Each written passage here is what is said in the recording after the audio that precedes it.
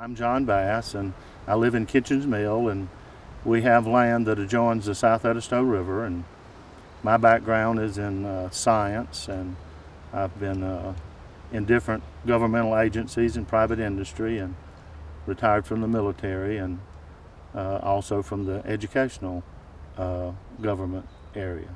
But just a local person that's been blessed with a lot of things that the good Lord gives us that are free. And the South Edisto River is one of those blessings, where it's just a long, free-flowing blackwater river that has been preserved for hundreds of years. And as stewards, we need to continue to allow all people to enjoy the river, but we have to make sure that we use it properly so it doesn't deplete itself.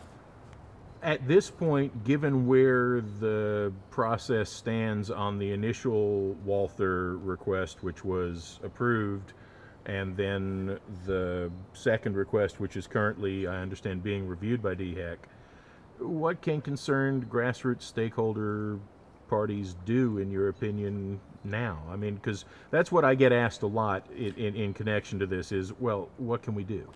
Three things that I can think of. One is you can join Fred, because they have been the instrument legally and otherwise. They're our point that brings us together.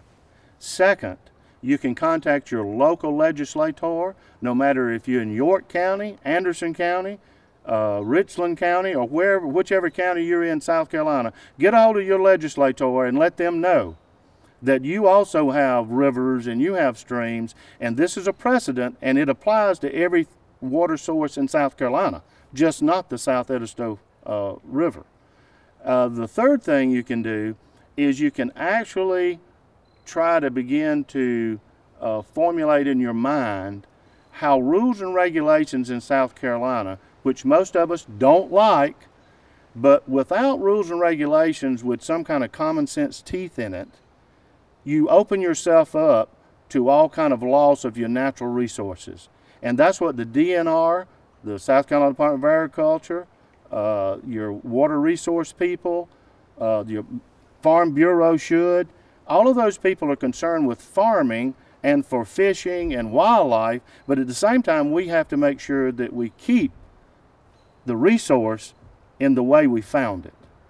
That's the three things I think you should do.